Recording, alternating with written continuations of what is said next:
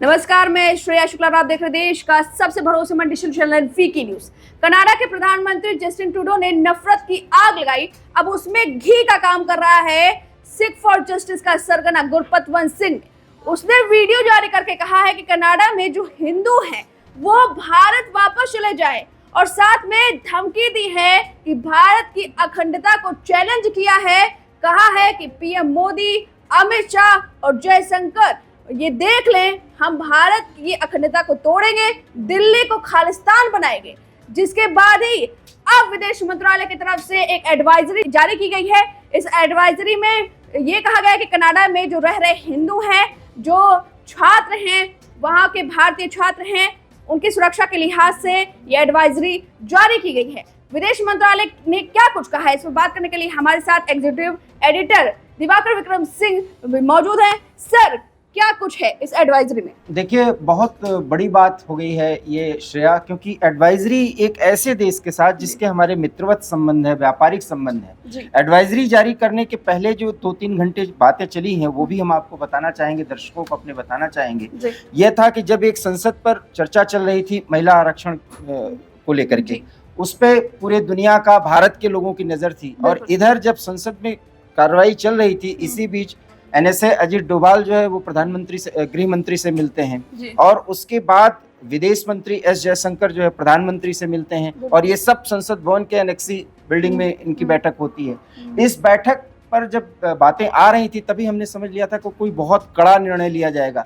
निर्णय, और आपने जो जानकारी दी कि जिस तरह से पन्नू ने वीडियो जारी किया है, कनाडा में बड़ी संख्या में हिंदू भी हैं, सिख भी हैं, पंजाबी समुदाय भी है और एक मिनी भारत कहा जाता है। उस वहां पर जिस तरीके से खालिस्तानियों का पूरा वर्चस्व हो गया है, ट्रूडो पूरी तरह से आत्मसमर्पण कर चुके हैं। ऐसे में कनाडा भारत का रिलेशन न खराब हो ये जरूरी है, लेकिन जो वो धमकी दे रहा है उसके मद्देनजर अगर ये एडवाइजरी न जारी की जाती तो इसका बड़ा नुकसान हो जाता। फर्ज करिए कि कोई हत्या हो जाए, कोई मारपीट हो जाए, तो उसका असर फिर दोनों देशों के संबंधों पर पड़ेगा। लेकिन ट्रूडो कोई कंट्रोल नहीं कर पा रहे हैं। एडवाइजरी जारी करने का मतलब है श्रेया कि अब दोनों देशों के बीच संबंध बहुत खराब होने की स्थिति की ओर बढ़ रहे हैं। या तो ट्रूडो को कंट्रोल किया जाए, विदेशी जो जितने भी भारत के सहयोगी हैं और कनाडा के भी सहयोगी हैं, खास करके अमेरिका, ब्रिटेन, वो ट्रूडो को समझाएं, क्योंकि भारत अपना स्टैंड नहीं पीछे ले सकता क्योंकि उसके संप्रभुता पे चोट हो रही है। जैसा कि आपने जानकारी दी कि पन्नू सीधे कह रहा है कि हम दिल्ली को खालिस्तान बनाएंगे। और ये जो बात है श्रेया, इसलिए बहुत ज्यादा महत्वपूर्ण है कि 80 का दशक वो है, शायद तब आप नहीं पैदा हुए होंगे, हम लोग भी स्टूडेंट थे, हमने देखा था कि किस तरीके से एक छोटी सी गलती भिंडरावाले ने पूरे देश को कितना दर्द दिया, कितने माँ बहनों बेटियों को किस तरह से सबकी मांगे कैसे सुनी की गई, कितने अधिकारी मारे गए, ये सब चीज हुई। तो उसको बहुत मुश्किलों से पंजाब को शांत किया गया।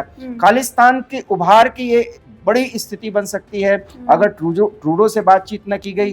फर्ज करिए कि अगर कोई, जिस तरह से पन्नू धमकी दे रहा है, वहां पर कोई गलत कार्रवाई हो गई, कोई अनपेक्षित कार्रवाई हो गई, बहुत बड़ा दुष्परिणाम होगा। आने वाले समय में बहुत बड़ी बात होने जा रही है। लेकिन एडवाइजरी जारी करने का मतलब है कि कनाडा की स्थिति जो है फिलहाल सही नहीं है। भारतीयों के साथ जो उनका संबंध है वो खराब होने की कगार पर पहुंच रहा है, ऐसा दिखता है।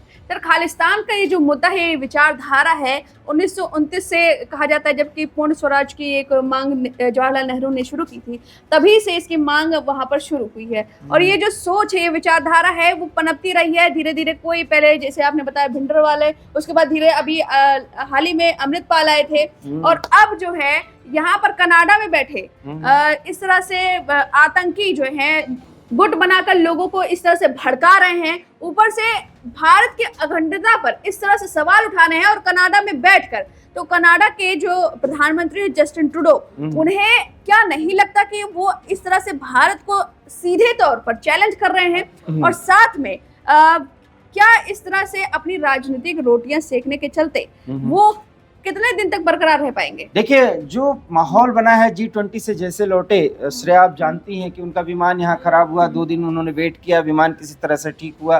भारत ऑफर करना भी नहीं चाह रहा था, हालांकि भारत का स्पेशल प्लेन जो है वो तैयार था, खैर वो प्लेन से पहुंचे, उसके बाद उनकी बड़ी खिल्ली उड़ाई गई वहां के अखबारों में।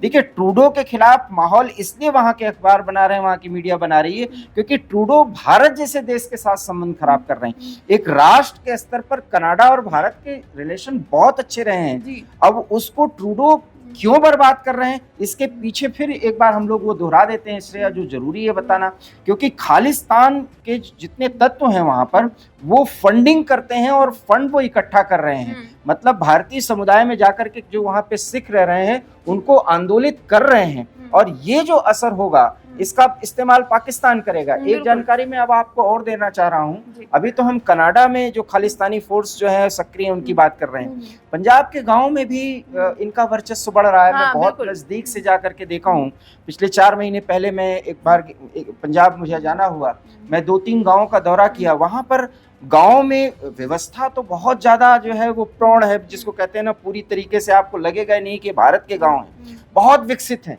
और खेती बाड़ी सब कुछ अच्छा हो रहा है, ऐसा नहीं कोई भारत के खिलाफ लोग हैं।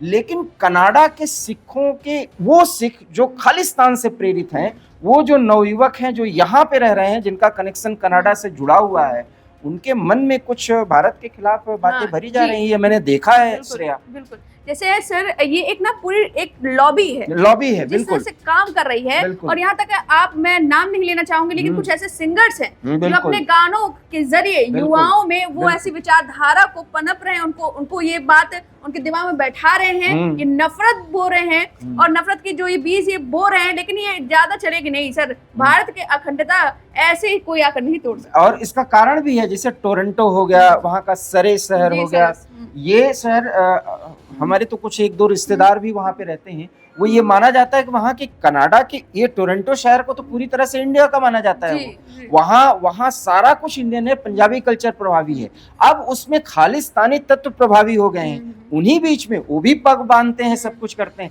हमारे देश के सिखों पर हमें गर्व है, हम गर्व कर सकते हैं, हमारी जितनी लड़ाइयाँ हमने पाकिस्तान से लड़ी है उसमें सिख रेजिमेंट का क्या योगदान है, वो तो मतलब यही तो संबंध वो खराब करना चाहते हैं। और इसमें युवा जो पीढ़ी है पंजाब के गांव की, जो मैंने अभी गांव का जो जिक्र किया, वो कहीं ना कहीं आंदोलित हो रहे हैं, क्योंकि उनको दिग्भ्रमित किया जा रहा है। इसके पीछे श्रेया सबसे बड़ा कारण है पैसा, और पैसा वहां पर बहुत उत्पन्न हो रहा है। देखिए, कनाडा की आबादी, वहां के मूल लोगों की आबादी बहुत कम है, भारतीय मेहनत कश होते हैं, वहां पे जो पंजाबी, सिख, हिंदू जो भी गए हैं, वो अपने आप को इतना मजबूत कर चुके हैं, उनके पास इतना पैसा है कि वो कोई भी सरकार बना सकते हैं, बिगाड़ सकते हैं।